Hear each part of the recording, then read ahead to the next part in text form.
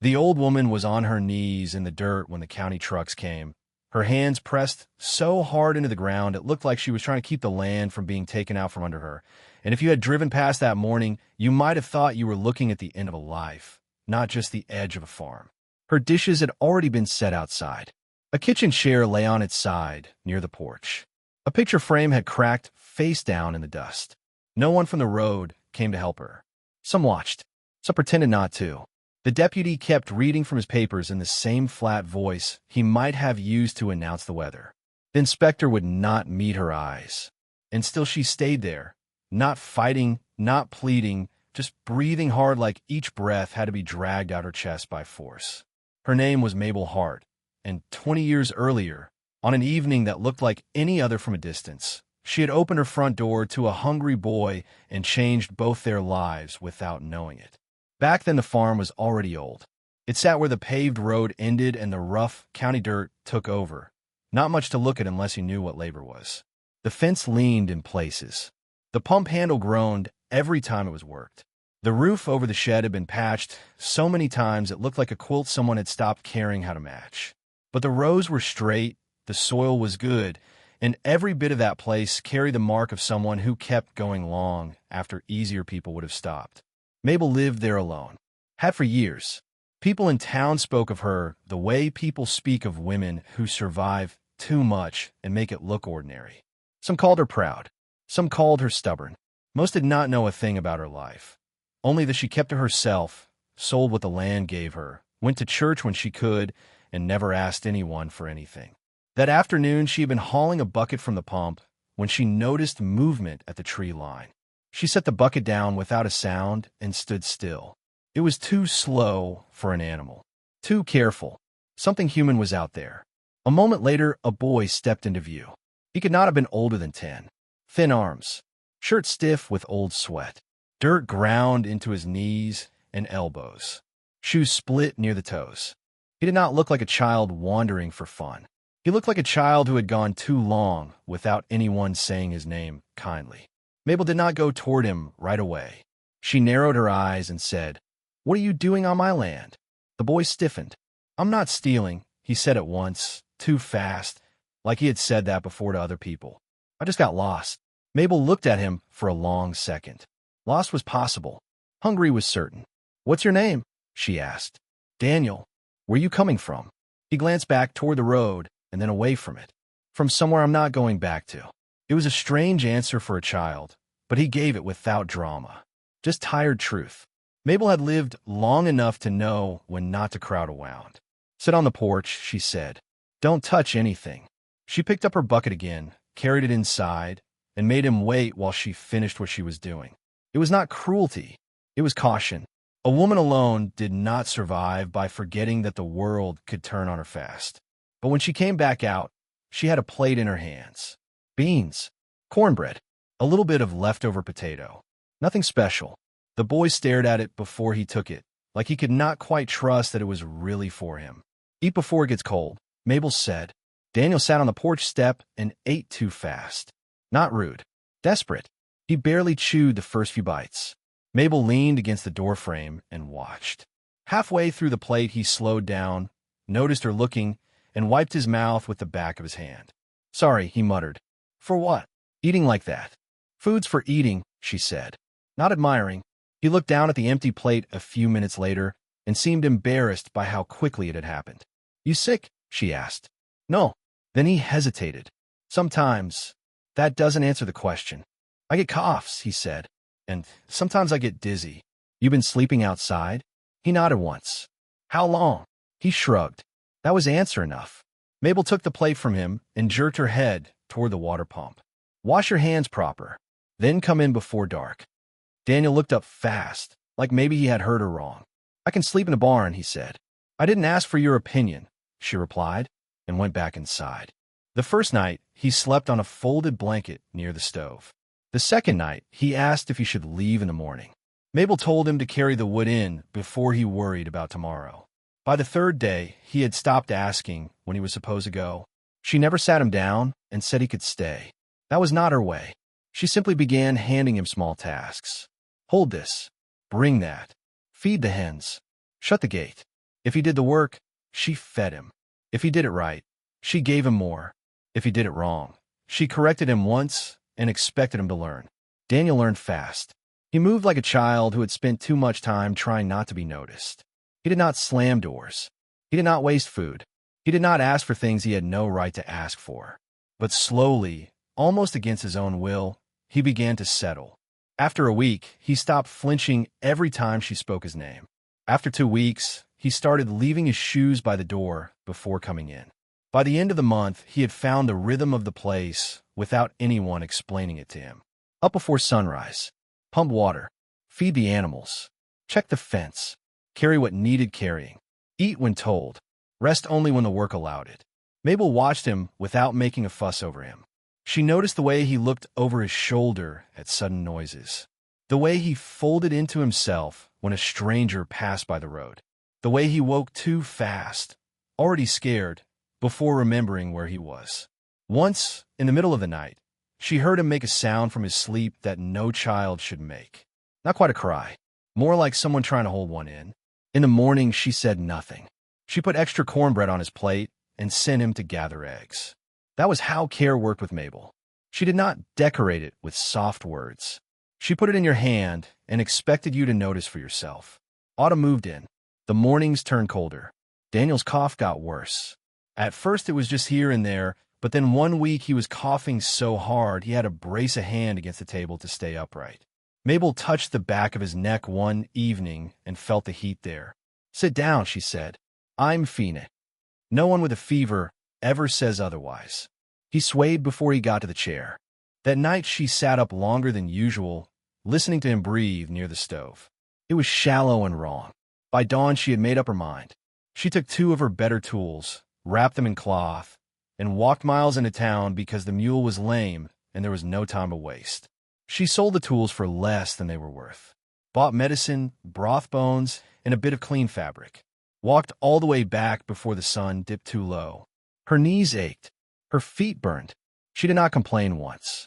Daniel was half awake when she returned. "Where'd you go?" he whispered. "To handle something. You shouldn't have gone alone." Mabel almost smiled at that. A sick little boy, barely able to sit up, worrying about her. "You focus on breathing," she said. "Let me worry about the rest."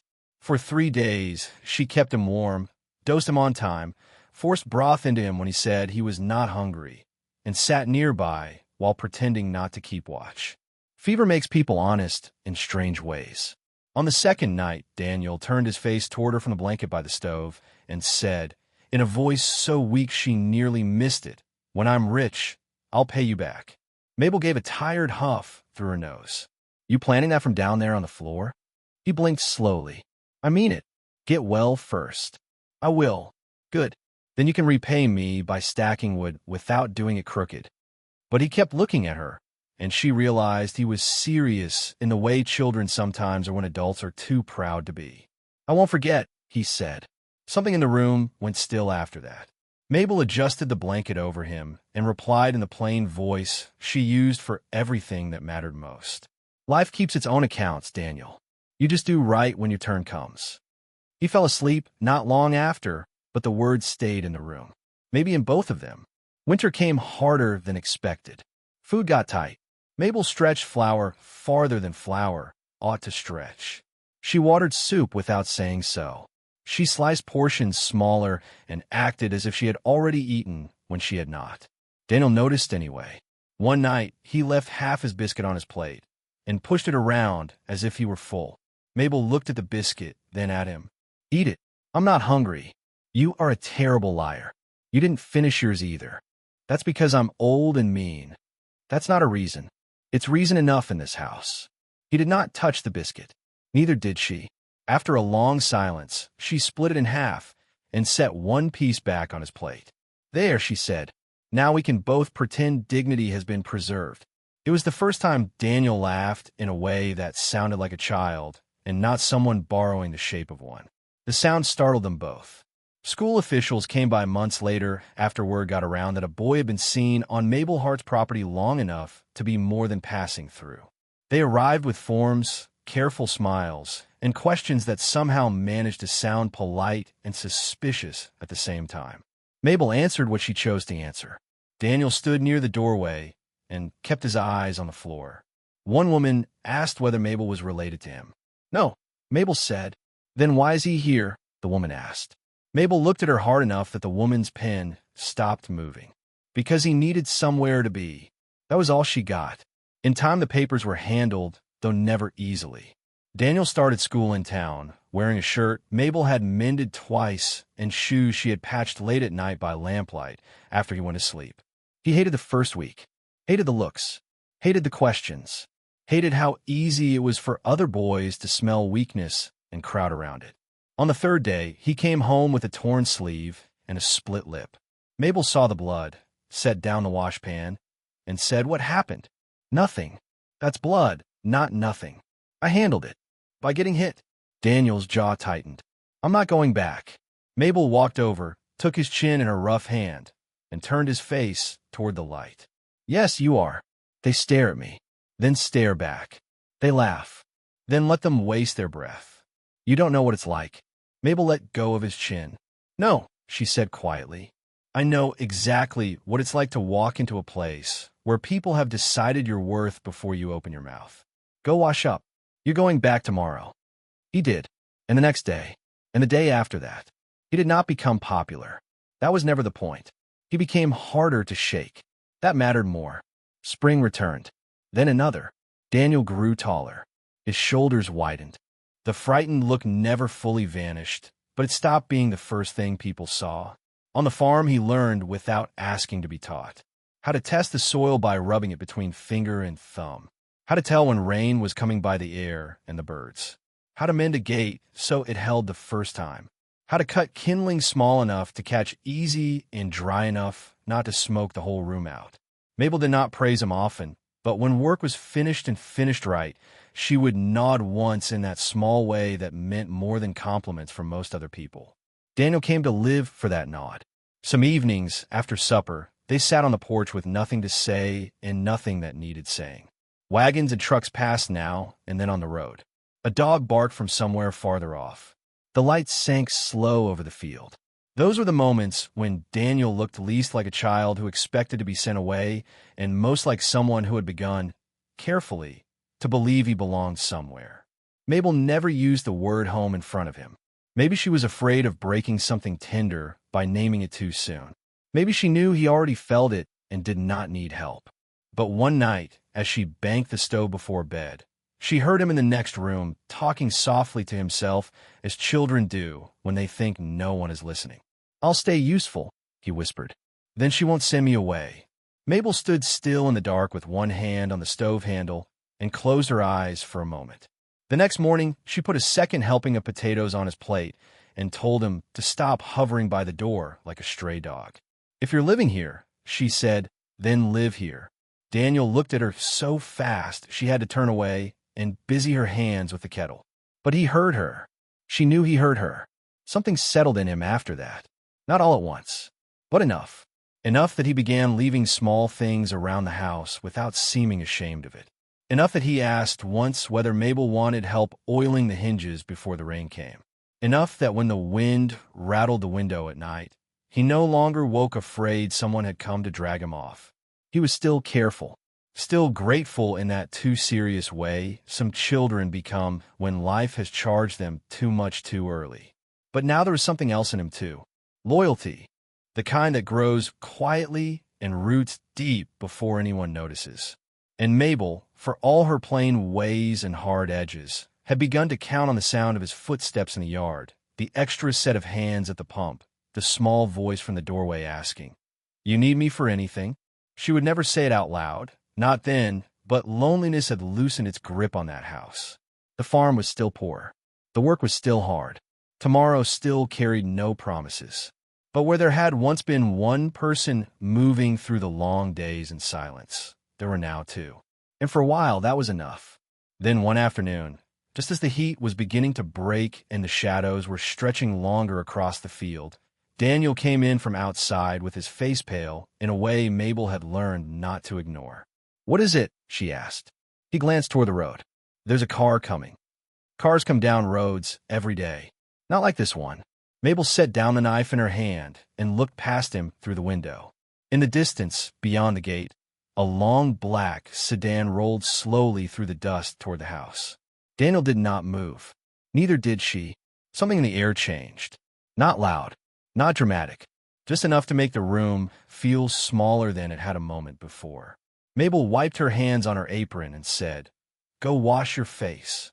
Daniel kept staring toward the road. "I think," he said, and then stopped. "You think what?" He swallowed. "I think my past just found me." Daniel stood in the doorway a long moment after saying it, like he half expected the car to turn around if he didn't breathe too loudly. The black sedan rolled slowly up the dirt road, too smooth, too clean for a place like this. Dust followed it like a quiet warning. Mabel stepped past the table and looked out through the window beside him. "You sure it's for you?" she asked. Daniel didn't answer right away. His shoulders had gone tight. "I've seen that car before," he said finally. "Where?" "A long time ago." The car stopped by the gate. For a few seconds the engine kept running. Neither of them moved. Then the driver's door opened and a tall, older man stepped out. Gray hair, straight posture, expensive coat that looked out of place against the rough fence and weathered barn. He closed the door slowly and studied the property before his eyes settled on the house. Daniel's hands had begun to shake. Mabel noticed. "Sit down," she said quietly. "I'm not hiding." I didn't say hide, but Daniel stayed where he was. The man walked to the gate, opened it without asking, and crossed the yard with careful steps that suggested he was used to places where the ground was always level. When he reached the porch, he stopped and knocked once. The sound was polite, controlled. Mabel opened the door before he knocked again. The man looked past her immediately. His eyes landed on Daniel and stayed there. Something unreadable crossed his face. Relief, maybe, or regret. "Daniel," he said. The boy didn't move. "You're taller." The man's voice was calm, but there was weight in it. Daniel's throat worked once before he spoke. "You shouldn't have come. You knew I would eventually." Silence stretched between them. Mabel crossed her arms. "You going to explain who you are, or should I guess?" The man turned to her then, as if remembering she existed. "My name is Charles Whitaker," he said. "I'm Daniel's grandfather." Mabel studied him. Then she looked at Daniel. The boy's face had gone pale again. That told her enough. "He didn't mention family," she said. "He didn't know we were looking." Charles Whitaker stepped inside when she moved aside half an inch. He looked around the room with quiet observation. The small stove, the worn table, the patched curtains. Nothing in his expression showed judgment, but nothing showed comfort either. "We've been searching for you," he said to Daniel. "For years." Daniel's voice came out low. "I wasn't lost. You were a child. I still am." Charles inhaled slowly through his nose. "Your father would have wanted—" "Don't," Daniel said sharply. The word surprised even him. Mabel watched both of them carefully now.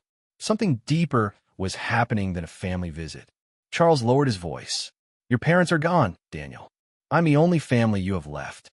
Daniel glanced at Mabel without meaning to. That small movement did not escape the older man. "I see," Charles said quietly. Mabel stepped forward before the silence thickened too much. "You came a long way to talk about family," she said. "What exactly do you want?"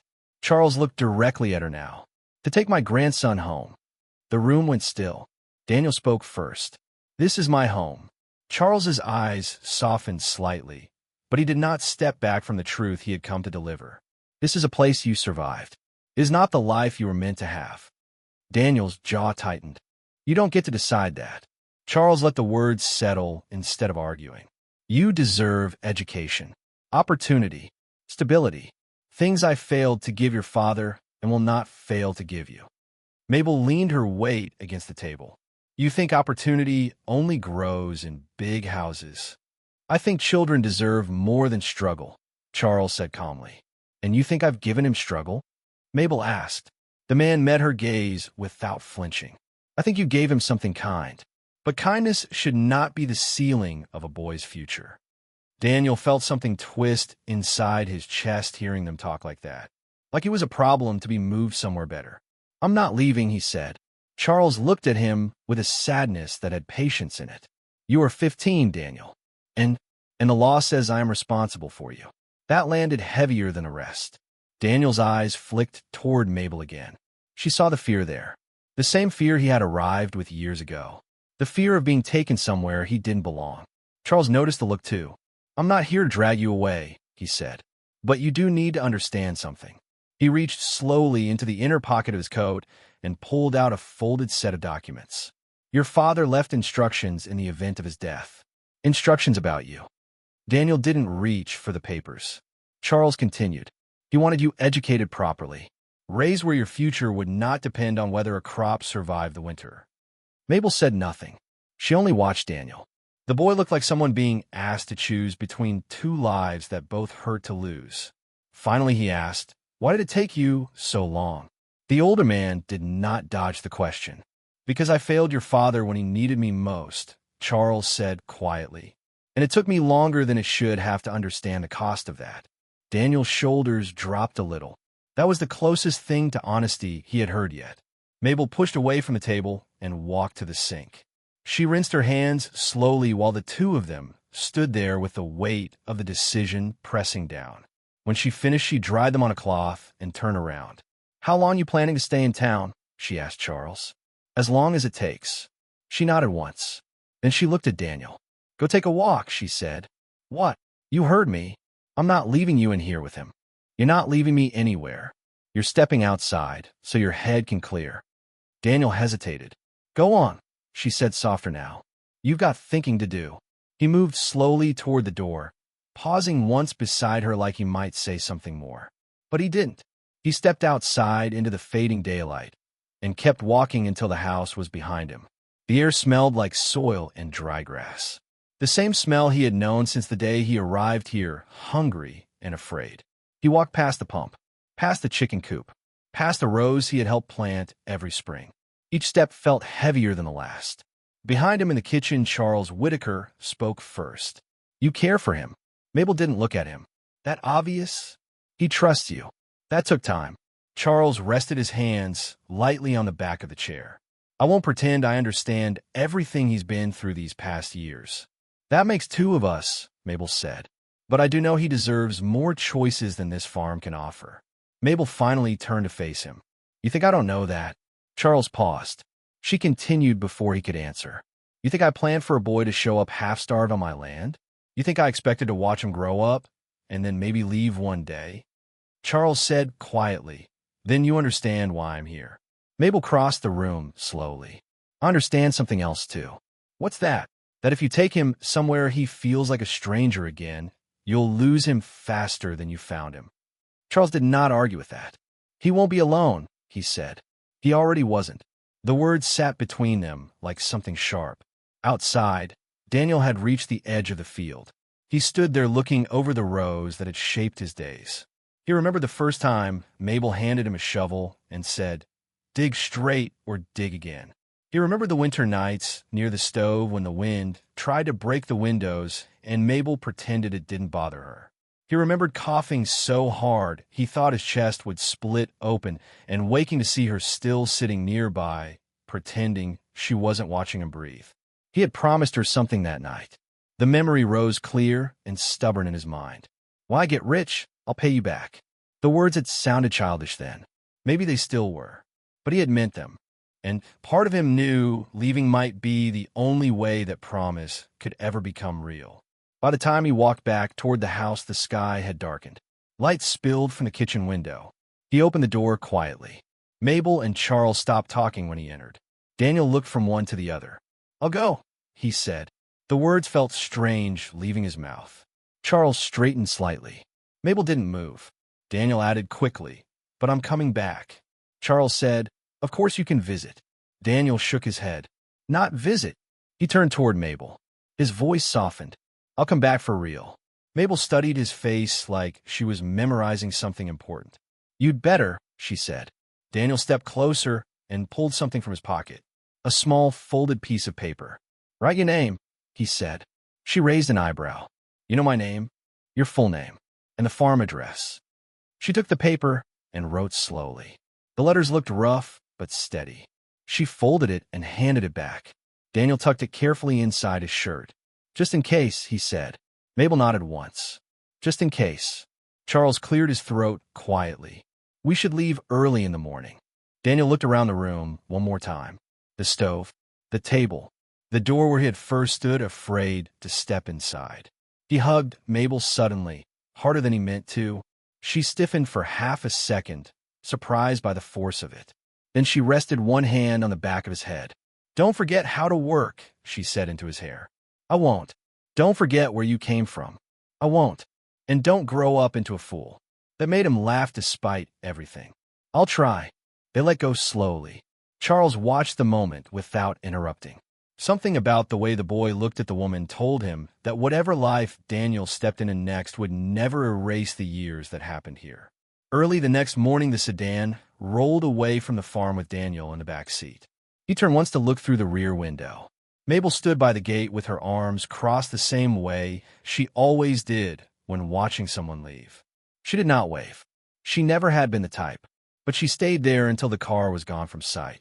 Then she turned and walked back toward the house that suddenly felt larger and quieter than it had the day before. For Daniel, the road ahead led somewhere he had never seen. For Mabel, the road stayed exactly where it had always been. The seasons kept moving. The work kept coming. But something important had left with that car, and both of them knew it. Neither of them knew how long it would take before the promise, spoken beside a small stove one winter night, would find its way back home. The first winter after Daniel left felt longer than any winter Mabel Hart could remember. Not colder, not harsher, just longer. The work on the farm had never been easy, but now every task carried a small pause where another pair of hands used to be. The pump handle felt heavier. The woodpile seemed to shrink faster than it should. Even the quiet in the evenings had changed. It wasn't the peaceful kind anymore. It was the kind that reminded her someone used to fill the space between the stove and the door with the sound of boots and questions. She never said any of this out loud. That wasn't her way. When neighbors in town asked where the boy had gone, she gave the same answer each time. Family found him. That was enough explanation for most people. Some nodded like it was a good thing. Some looked at her longer than necessary. A few said nothing at all. Mabel didn't spend time worrying about what they thought. Spring came again like it always did. The soil needed turning. Seeds needed planting. Chickens didn't care whether a boy lived on the farm or not. They still needed feeding before sunrise. The rhythm of work pulled her through the months, whether she wanted it to or not. Sometimes she caught herself turning her head toward the door when the wind rattled it, half expecting Daniel to walk in with mud on his boots and that careful look he always had when he thought he'd done something wrong. But the door never opened. Weeks passed, then months. A letter arrived once that summer. It had neat handwriting on the front, the kind of handwriting that belonged to someone educated and careful. Mabel opened it slowly at the kitchen table. Inside was a short message from Charles Whitaker thanking her for caring for Daniel and explaining that the boy had begun attending a private school near the city. There were 2 sentences about how well he was adjusting and 1 sentence about how he still talked about the farm often. Mabel read the letter twice. Then she folded it back along the same crease and placed it in the drawer beside the stove. She didn't write back, not because she didn't want to. She simply didn't see the point of saying things that would already be understood. Years moved forward the way they always do in quiet places. One season leaning into the next. Corn one year, beans the next.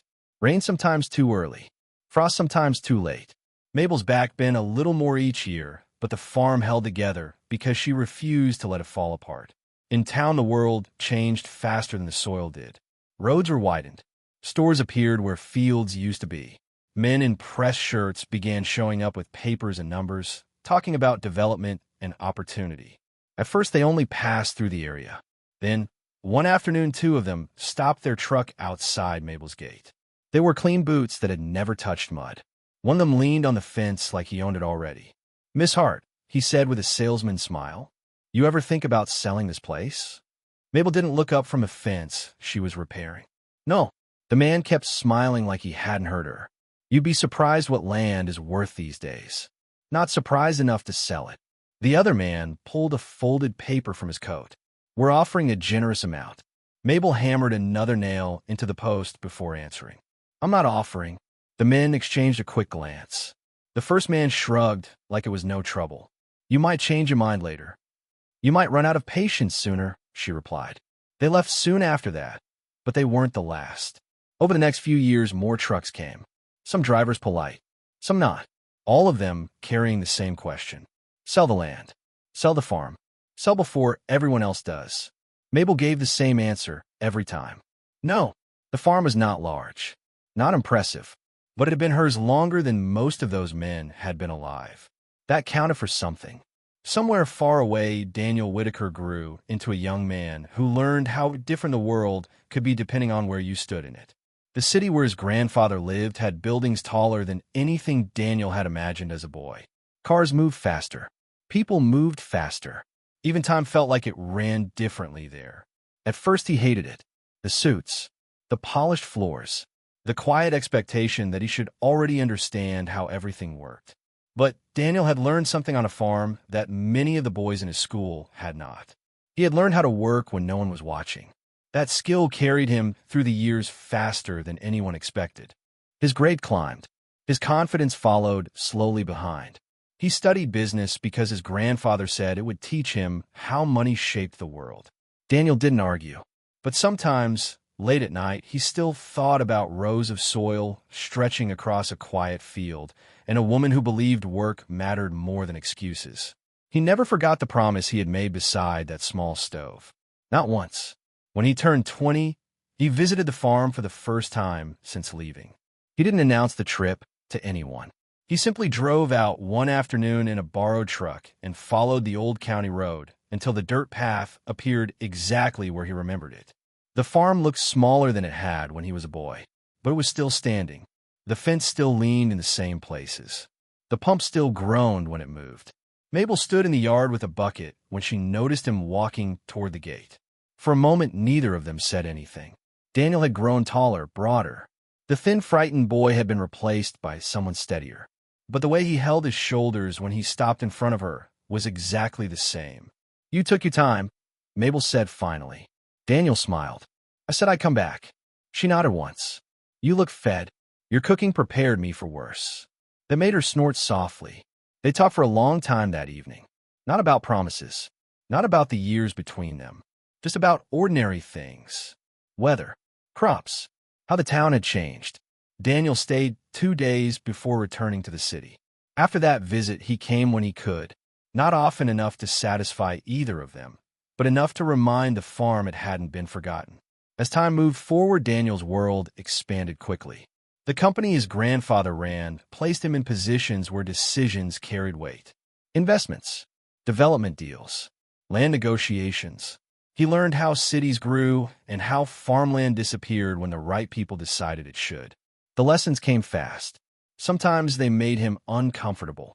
One evening during a meeting, he heard an executive mention a rural corridor being prepared for a large development project. The maps spread across the table showed dozens of properties marked for acquisition. Daniel studied the grid quietly. Then he noticed a small parcel on the edge of the project area. Parcel 17B. The number meant nothing to anyone else in the room, but Daniel recognized the shape of the land immediately. His voice stayed calm when he spoke. "Who owns that one?" The executive glanced at the file. Some older woman. Refused earlier offers. Daniel leaned back slowly in his chair. "Leave it alone for now." The executive frowned slightly. "It sits in the middle of our expansion route." Daniel held his gaze. "Leave it alone." The discussion moved on to other properties, but Daniel felt a familiar, knot tightening in his chest. He knew the kind of pressure companies could apply when landowners refused to sell. Inspections, zoning complaints, legal notices, all perfectly legitimate on paper, all capable of squeezing someone until they had no choice left. That night, he made several calls. Quiet ones. The next time Daniel visited the farm, he noticed something new. Small survey markers near the road. Fresh tire tracks in places where trucks had no reason to be. Mabel saw him studying them. "People been asking questions again," she said. Daniel crouched beside one of the markers and pressed it deeper into the dirt with his hand until it disappeared. "Anyone threaten you?" "Not yet." "Anyone mention court?" "Not yet." Daniel stood and looked across the field slowly. The land looked peaceful the way it always had. But he knew better now. Change didn't arrive loudly at first. It arrived through paperwork, through meetings and offices far away from the people affected by them. "If anyone comes back," he said quietly, "you call me." Mabel tilted her head. "And what exactly would you do?" Daniel's eyes moved across the horizon. "Something."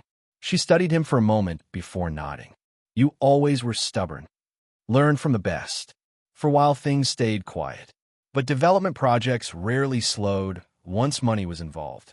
Months later, Mabel began receiving letters she didn't understand. Official language, references to compliance inspections, and structural safety concerns regarding the aging barn. She placed the letters in a stack on the kitchen table without worrying too much about them. Farms older than hers had stood without complaint for decades. But one morning, 2 county inspectors arrived unannounced. They walked the property with clipboards and cameras, writing notes about beams, fences, and drainage like the land had suddenly become a problem after surviving generations. Mabel followed them the entire time. "You boys planning to fix anything you're writing about?" she asked. One of them cleared his throat. "Just routine evaluation, ma'am." "Funny," she said. "Routine never showed up here before." They didn't answer. A week later, another letter arrived. Then another. Words like non-compliant and structural hazard appeared more often. Mabel didn't panic. She had weathered harder things than paperwork. But somewhere far away, Daniel Whitaker received copies of those same inspection reports through channels he trusted. And when he read them, something cold settled in his chest. Because the language in those documents looked less like concern for safety and more like the first steps in a process designed to remove someone quietly from land that had suddenly become valuable. Daniel stared at the parcel number again, 17B. The farm where a hungry boy had once been given a plate of beans and a place near the stove to sleep. The promise he had made there had never been forgotten. Now, for the first time in years, it looked like that promise might soon be tested. The morning the trucks arrived started like any other morning on the farm. Mabel Hart had been awake before the sun, the same way she had been for decades. The coffee had finished boiling on the stove. The chickens had already been fed. The pump handle groaned twice as she filled the bucket for the garden. Nothing in the air suggested that by midday strangers would be standing in her yard with papers telling her the life she had built was no longer hers to keep. She noticed the first truck when it turned off the county road and rolled slowly toward the gate. The tires kicked dust behind it. A second truck followed close behind. Then a flatbed. Mabel stood still with the bucket in her hand, watching them approach like someone watching a storm roll in across open land. She already knew this day might come. The letters had been getting more serious, the language more official. But knowing something might happen and seeing it drive into your yard were two very different things. The first truck stopped beside the fence. 2 men stepped out. The same county inspector who had walked the property weeks earlier climbed down, holding his clipboard. Another man in a deputy's uniform opened the passenger door and unfolded a set of papers. Neither of them looked comfortable, but neither of them looked ready to leave either.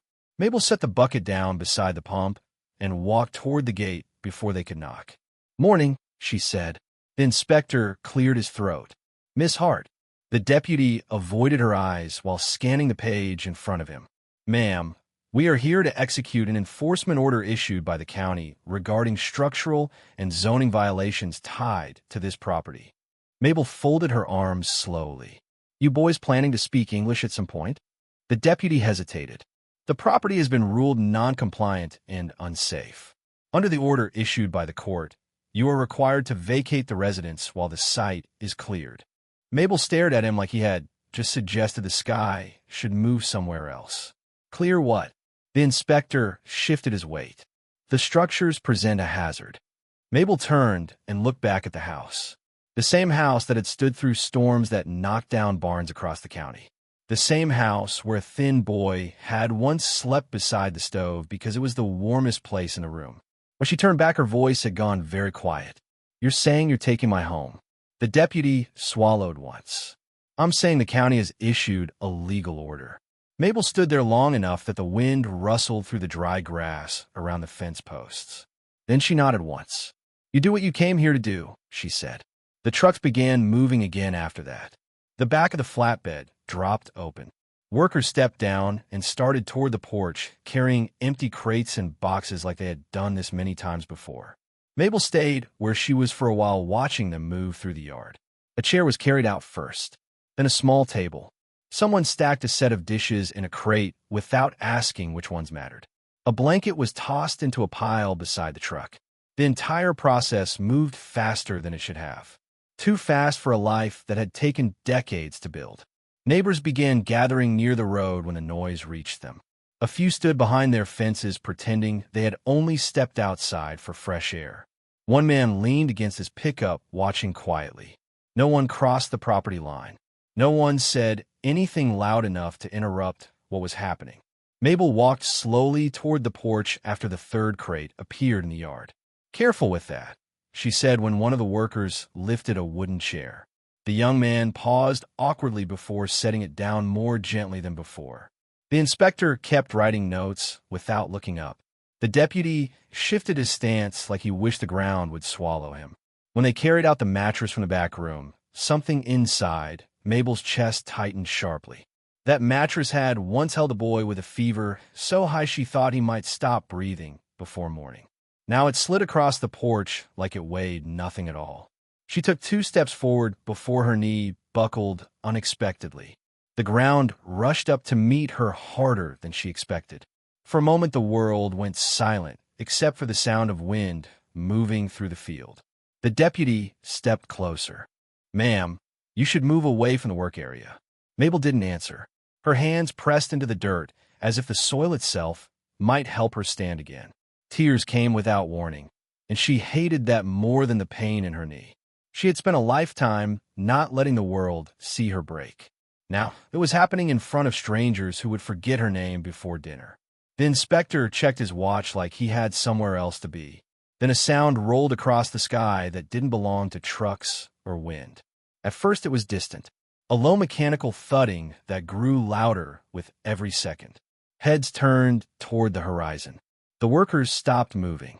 Dust lifted from the far edge of the field as a helicopter descended low over the property, flattening the top of the crops with a sudden rush of air. The machine circled once before settling onto the open ground beyond the fence line. Silence followed when the engine powered down. Every person in the yard stared in the same direction as the door opened and a man stepped out onto the grass. He looked like someone used to being listened to. Dark jacket, clean shoes already collecting dust from the landing. His eyes moved across the scene slowly, taking in the trucks, the scattered belongings, and finally the woman still kneeling in the dirt near the porch. Something tightened in his expression when he saw her. He walked forward without rushing. The inspector recovered first. "Sir, this is a restricted operation area." The man didn't even glance at him. His attention stayed on Mabel as he approached. When he reached her, he crouched down a few feet away, careful not to startle her. "Ma'am," he said quietly. "What's your name?" Mabel blinked through the blur of tears and dust. "Mabel Hart." The man inhaled slowly. For a brief moment, his eyes closed. Then he stood again and turned toward the group of officials. "Stop," he said. His voice wasn't loud, but it carried across the yard with the kind of authority people recognize instantly. The inspector frowned. "You don't have jurisdiction here." The man reached into his coat and pulled out a phone. "Actually," he replied calmly, "I do." The deputy shifted his stance again. "And you are?" The man looked at him directly. "Daniel Whitaker." The name didn't register with most of them right away, but Mabel looked up from the ground as if the air had suddenly changed. The man stepped closer to her and held out his hand. "It's Daniel," he said gently. She stared at him for a moment longer before taking his hand. He helped her stand carefully. The yard stayed quiet as he turned back toward the inspector. "These reports," Daniel said while scrolling through files on his phone, "are fabricated." The inspector's expression hardened. "I assure you they are not." Daniel tilted the screen toward the deputy. "Inspection dates listed here overlap days the county office was closed. The signatures are copies. The zoning change referenced in the court filing was never approved." The deputy's face paled slightly. The inspector opened his mouth to respond, but Daniel raised one finger calmly. "Before you say another word," he said, I suggest you contact whoever authorized this enforcement order." He made a quick call while standing there in the yard. Within minutes, another voice answered through the speaker. Names were exchanged. Questions followed. The tension in the yard shifted slowly as the reality of the situation began to settle in. Daniel lowered the phone and looked around at the trucks, the boxes, the scattered furniture. "Put everything back," he said quietly. The workers hesitated only a moment before moving to obey. The inspector looked like he had swallowed something bitter. The deputy stepped aside to take another call. Mabel stood beside Daniel, watching the scene unfold like something she might wake up from later. Finally, she asked the only question that mattered to her. "You remembered?"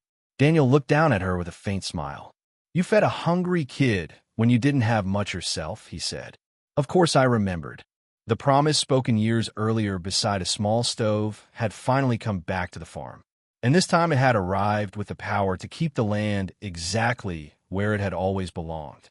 For a few seconds after Daniel spoke, no one in the yard moved. The wind slid across the field and rattled the loose boards on the barn. The same quiet sound that had been part of this place long before county trucks or helicopters had ever crossed the sky above it. The workers looked at the inspector. The inspector looked at the deputy. The deputy stared down at the phone still in his hand as another voice spoke urgently on the other end of the line.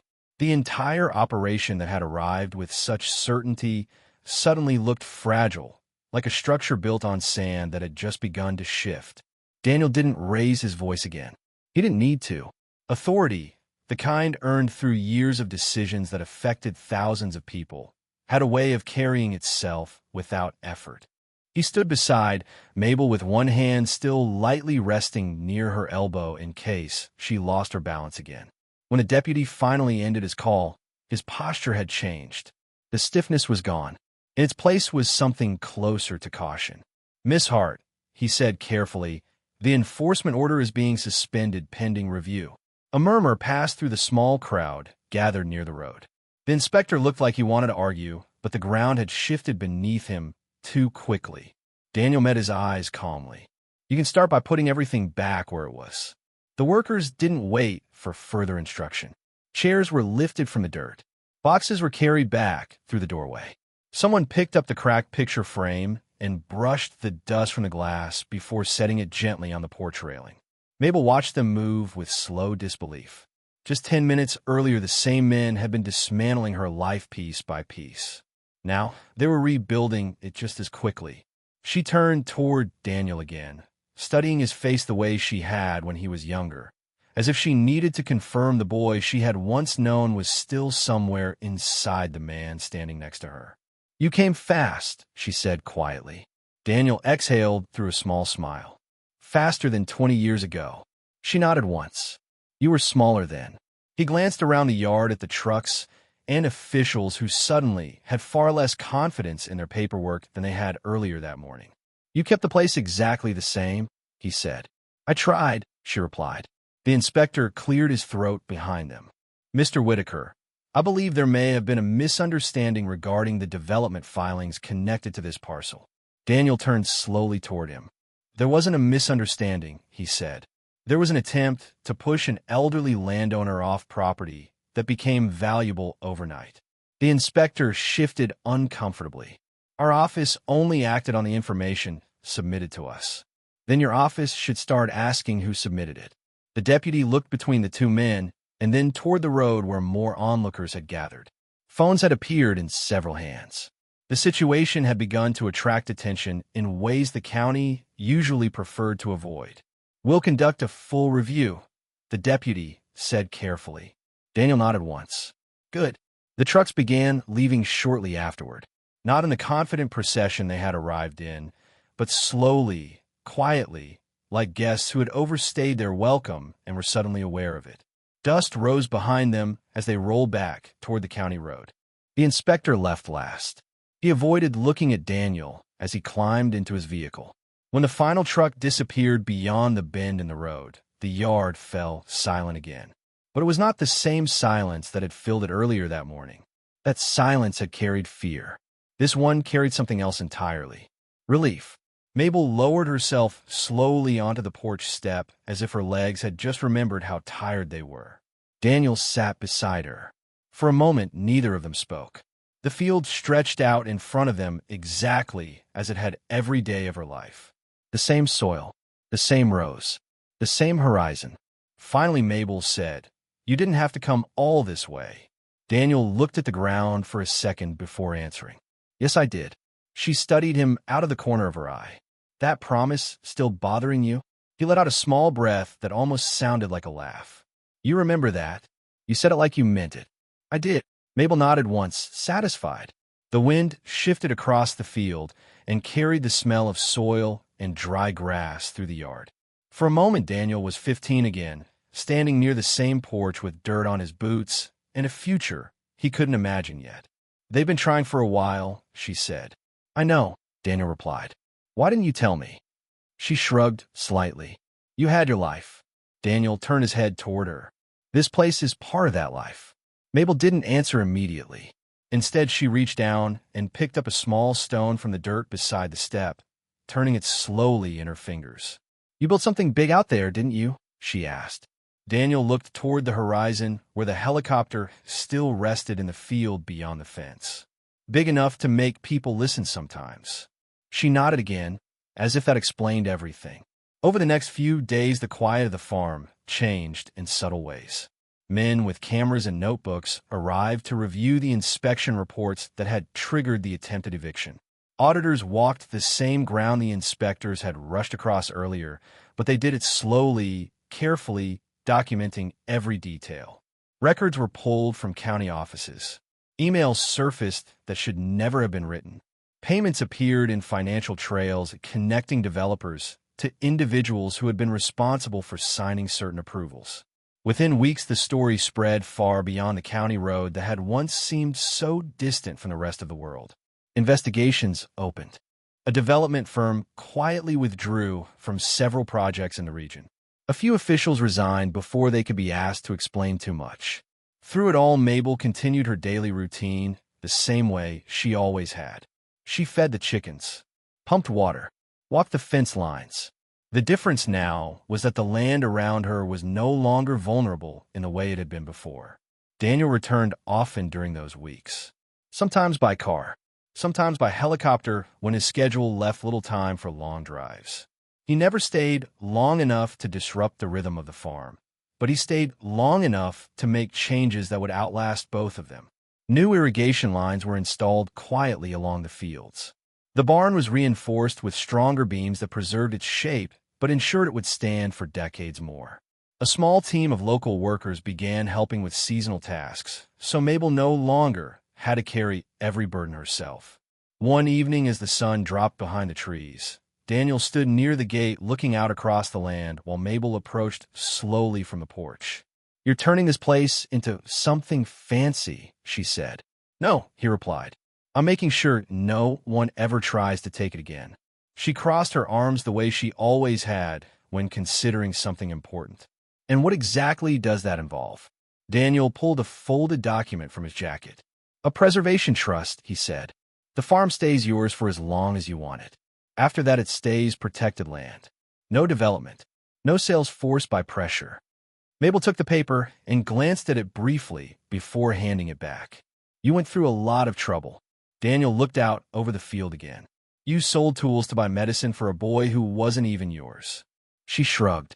Seemed like the thing to do at the time. Daniel smiled slightly. So did this. For a long moment, they stood there together watching the last light slide across the rows of soil. The farm looked peaceful again, not untouched by the events that had nearly taken it away, but stronger because of them.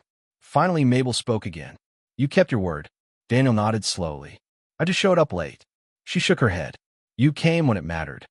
Somewhere in the distance, the wind shifted through the trees again, carrying the quiet sounds of a place that had survived another threat and come through it standing. For the first time in years, when night settled over the farm and the porch light flickered on, Mabel walked inside without locking the door behind her. She no longer felt the need to listen for trucks on the road or strangers at the gate. Out in the yard, the soil rested beneath the same sky it had always known.